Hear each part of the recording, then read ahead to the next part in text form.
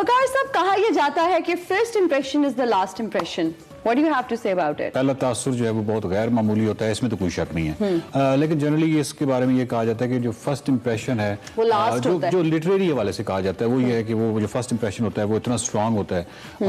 اور کہ وہ جو ہے وہ بڑا لانگ لاسٹنگ اور اس طرح چلتا ہے. فرسٹ امپریشن جو ہے یہ جس کو ہیلو افیکٹ کہتے ہیں, یہ بنیادی طور پہ 7 سیکنڈ کے اندر یعنی 7 سیکنڈ کے اندر آپ یہ بلڈ کر لیتے ہیں کسی کے بندے کے بارے میں 7 سیکنڈ.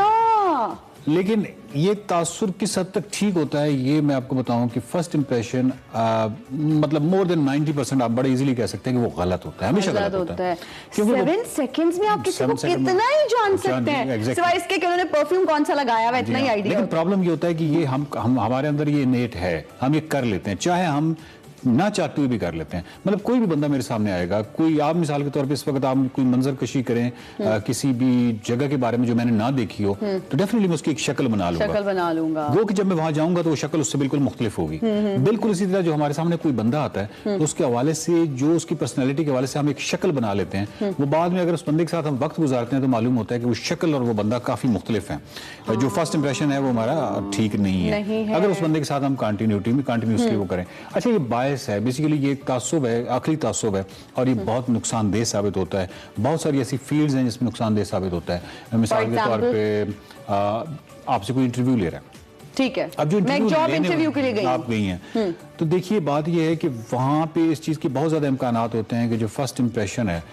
وہ اگر تو وہ قائم کر لیتا ہے جو انٹرویو لینے والا ہے اور وہ اس بیس پہ کر لیتا ہے کہ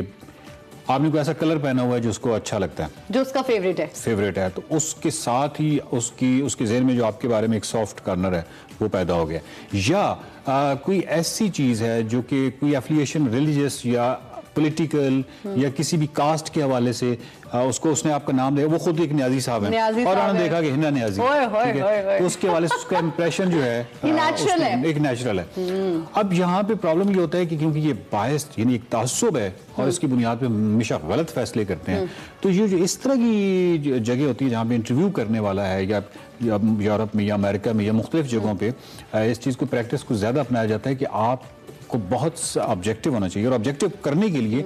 بہت آپ کو سکرپٹڈ جانا چاہیے, یعنی ہر چیز ریٹرن ہونے ٹو دا پوائنٹ پریسائز, اور کوئی ایسا میکنزم ہونا چاہیے جس میں آپ کی اپنی کوئی ایسی چیز اس میں انوالو نہ ہو جائے, آپ کی جو پسند ہے یا آپ کی ناپسند ہے, پرسنل لائکنگ یا ڈس لائکنگ آپ سائڈ پہ رکھیں. ایگزیکٹلی, تو انٹرویو جو ہے وہ اس کو بہت زیادہ ہونا چاہیے. اچھا جو first impression is the last impression میں ایک چیز تو آپ ایگری کریں گے کہ یہ جو فرسٹ امپریشن ہے یہ ہمیشہ بہت اسمال کوانٹٹی یعنی بہت چھوٹے ڈیٹا کی بنیاد پہ رکھا جاتا ہے. وقار صاحب جنرلی فرسٹ امپریشن جو ہے وہ غلط ہی ہوتا ہے کیونکہ ہم ایک بندے کو بڑا غصے والا سمجھ رہے ہوتے ہیں, بہت مین سیلفش, لیکن جب ہم سے ملتے ہیں کچھ ٹائم سپینڈ کرتے ہیں تو جو اس بندے کا امپریشن ہے ہمارے دماغ میں وہ بالکل چینج ہو جاتا ہے. میں یہی کہنا چاہ رہا ہوں کہ بہت کم ڈیٹا کی بنیاد پہ آپ ایک بہت بڑی عمارت کھڑی کر لیتے ہیں. ایک بندہ جو ہے وہ انٹر ہوا ہے, انٹر ہونے کے بعد کہیں راستے میں گلاس پڑ ہوا تھا یا کوئی چیز سے اس کی ٹھوکر لگی ہے اور گلاس ٹوٹ گیا ایک دم, آپ نے ایک امپریشن بنا لیا. اب اچھا وہ ایک حادثہ ہونا تھا یا کوئی بھی چیز ہے, ہو سکتا ہے اس کے ہاتھ سے کوئی چیز پین گر گیا جس کی بنیاد پہ آپ نے ایک چیز بنا لی.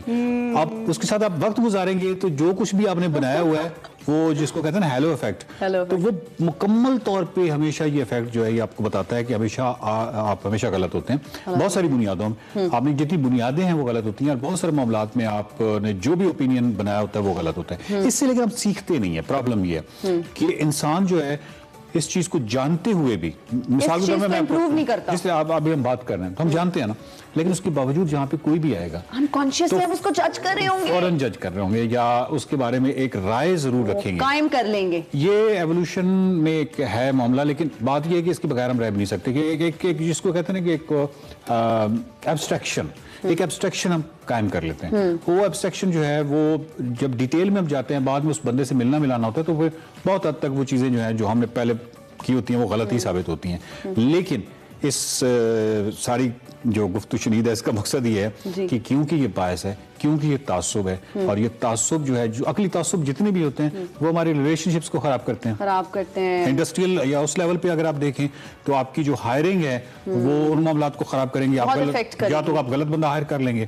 یا ٹھیک بندے کو ریجیکٹ کر لیں گے, تو انڈسٹریل لیول پہ یہ پرابلم ہو رہا ہوتا ہے. اور اسی طرح مطلب یہ جو آفیسز وغیرہ ہیں تو اسی طریقے سے یہ सोसाइटी के मुख्तलिफ दर्जों में बायसेस जो है वो हर जगह पे अफेक्ट कर रहे होते हैं और प्रॉब्लम, तो इनको रिकग्निशन इनकी जरूरी है। पहले जो मरला होता है वो तासुबात को पहचानना है। आपने एक लेवल पे पहचान लिया, मसलन हमने इसको पहचान लिया कि हाँ यार नेक्स्ट मैं ये कोशिश जरूर करूंगा कि किसी बंदे के बारे में राय तो कायम हो जाएगी, राय तो कायम हो जाएगी, आई नो, लेकिन उस राय की बुनियाद पे मैं फैसला नहीं करूंगा। ये कह सकते हैं, डिसीजन नहीं लूंगा और मैं बहुत ऑब्जेक्टिव रहूंगा। तो एटलीस्ट जब आप पहचान जाते हैं तो फिर आप उसको अमल में भी ले आते हैं। बिल्कुल सही कह रहे हैं आप वकार साहब। और जो आपने स्पेसिफिकली बात की कि ऑर्गेनाइजेशंस में जो इंटरव्यूअर्स होते हैं उनको इस चीज को साइड पे रखना चाहिए और बहुत प्रोफेशनली डील करना चाहिए जितने भी कैंडिडेट्स आते हैं इंटरव्यू के लिए। Thank you so much for your time. Thank you.